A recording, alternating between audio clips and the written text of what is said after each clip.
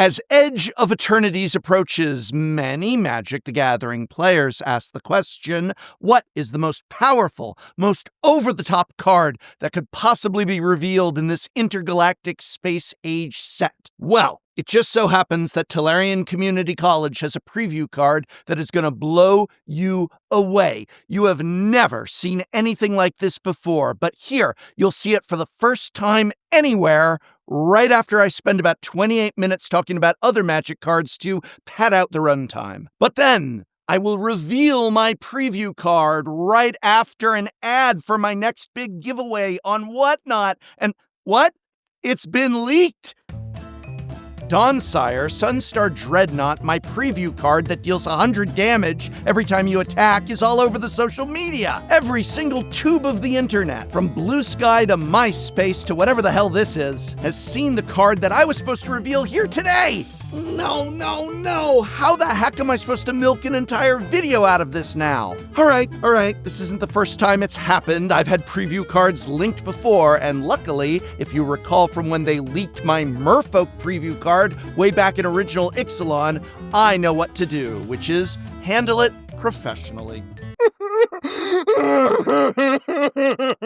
I want another preview card. Give it to me or I'm going to do a video on cardstock quality. And that's exactly what I did. So I've got another preview card, an unleaked preview card for you. But first, I do have a little bit that I wrote about this really cool commander.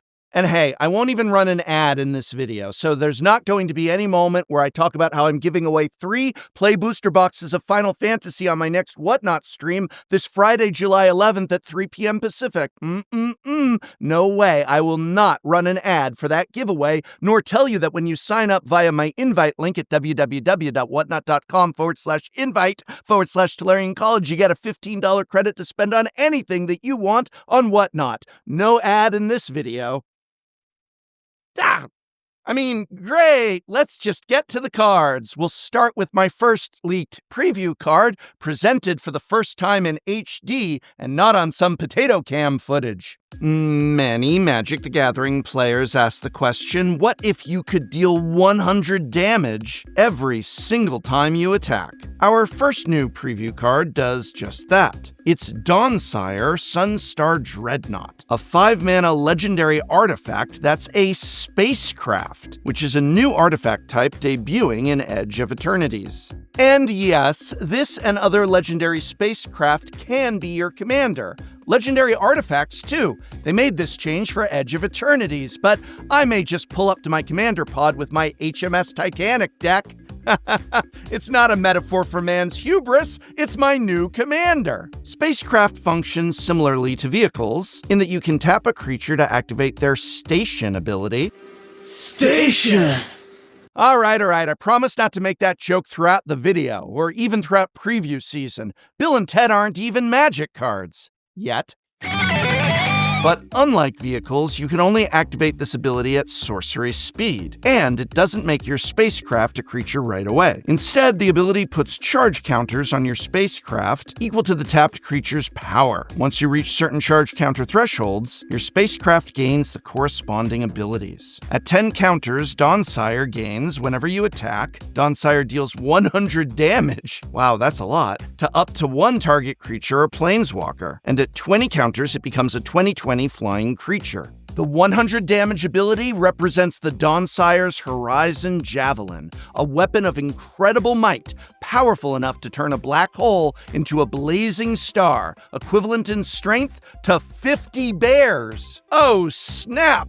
Donsire doesn't do anything until you get at least 10 counters, so you want plenty of ways to hit that threshold fast. Cards like the Ancient One, Daimogoth Titan, and the Mind Skinner provide lots of power for a low cost, and are great for activating station abilities. They often come with a limitation or downside that prevents them from attacking, but that doesn't stop them from flying a spaceship. The Donsire's ideal crew is going to look a little strange. Big dumb dinosaurs like Quake Strider Ceratops or Galta Primal Hunger can turn on the Horizon Javelins in one activation.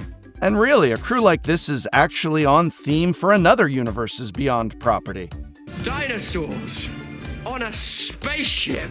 Yargul and Multani alone can get Donsire to 18 out of 20 charge counters in one turn. Another route to go is with effects that copy abilities to double up on our station activations. Cards like the Peregrine Dynamo, Obtruse Archaic, and Lithiform Engine all let us double dip on our available stationing power. These cards can also double the Donsire's triggered ability, in case dealing 100 damage to just one thing isn't enough. And of course, doubling Season will double the amount of charge counters. Having a 100 damage laser cannon to atomize your opponent's most relevant blocker each combat is already a pretty great effect. But there are other ways to use this effect. Creatures like Stuffy Doll, Brash Taunter, and Screaming Nemesis can all redirect the damage directly at an opponent for an instant elimination. We've gotten quite a few of these effects recently, like Donna Noble, Phyrexian Vindicator, and Barbed Servitor. So pick your favorite one to stick in front of a laser cannon. My vote's on Donna from Doctor Who. You could also turn that 100 damage into 100 life if you like. By animating Donsire and granting it lifelink, we can basically eliminate the possibility of losing to life loss. Sidri, Galvanic Genius, is probably the cleanest way to do this, as it does both these things on one card. But Taminoa, a 3-mana 2/4 from Cold Snap, doesn't require us to animate the Donsire, and just gains us life whenever a non-creature source deals damage. But I promised a card from Edge of Eternities that hadn't been leaked, and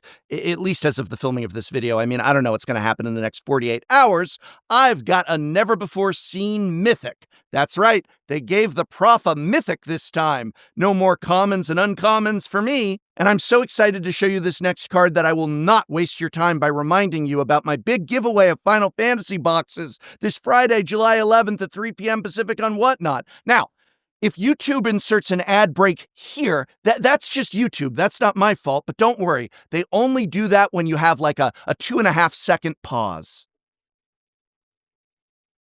All right, our next preview card also has a station mechanic, but it isn't a spacecraft. It's actually a whole dang planet. Set a course for adventure, for Adagia, Windswept Bastion, Adagia. Adagia, Windswept Bastion is a planet, a new land type, also debuting in Edge of Eternities. This land enters tapped and taps for a single white mana. Not very exciting so far, but Adagia gains a new ability once it has 12 charge counters on it. At sorcery speed, for 3 and a white, you can tap Adagia to make a token copy of target artifact or enchantment you control. Except it's, wait for it, legendary. No, that meme is on flavor. Neil Patrick Harris is on a magic card. He was Amy's commander in our recent Shuffle Up and Play. Go NPH. Remember that Adagia is a land, and that while running a tapped land has a real cost, this card could still pay off well in the right deck. Imagine, if you will, you are playing an Enchantress deck. You play Adagia early and use your various non-combatant value creatures to charge it up over the course of the game. Much of your removal comes on enchantments like Darksteel Mutation, Imprisoned in the Moon, and Song of the Dryads. Late game, when you have more mana than cards, you can use Adagia to get another use out of your removal, or double up on any value enchantments you happen to have lying around. Adagia can also keep a saga going indefinitely by copying it before its last trigger is on the stack, even if your target is already a legend-defied copy. You'll lose the original copy to the legend rule, but who cares? You'll repeat the other chapters for as long as you want. On the artifact side of things, there are plenty of Enter's effects that are worth repeating. Solemn Simulacrum turns Adagia into a repeatable 4-mana Rampant Growth that'll draw you a card once you start legend ruling them. Simulacrum's Synthesizer lets you do a pretty convincing impression of Urza's Saga, repeatedly printing Karnstructs and digging through your library. And the removal effects of the Mightstone and Weakstone, Meteor Golem and Portal to Phyrexia, can quickly become backbreaking if repeated. Adagia is definitely a planet worth visiting and possibly revisiting in your evaluation of all that it has to offer, and I feel confident that this card is going to find a home in many a deck. But now I want to hear from you. What do you think of these 2 new card designs, and what kinds of cards are you hoping to see in Edge of Eternities? Let me know in the comments below. And remember that pre-release events for Edge of Eternities are coming to a game store near you in just a couple of weeks. We'll have our own pre-release guide published on Wednesday, July 23rd, not to mention our own Shuffle Up and Play pre-release episode where we build and play sealed decks from Edge of Eternity, but you can always watch our most recent Final Fantasy sealed deck episode episode to tide you over till then. Oh, and look, we also played Standard. Did you see our Standard episode? Liars. Don't forget, I'm giving away Final Fantasy boxes on...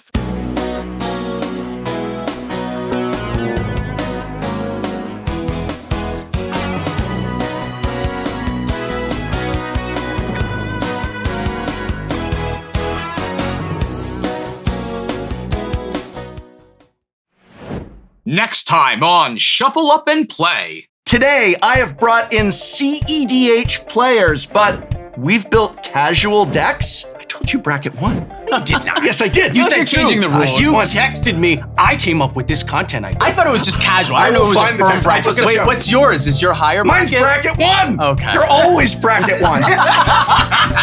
No. Hang on. Do you normally just carry a Geiger counter around with you? Did you buy this from Bethesda? So, you know, it's milk, right? So it's after you draw. What you do for that is... Thank you. Sorry. Yes. There we go. I hate that. That's much better. It makes I take 5, going down to... I I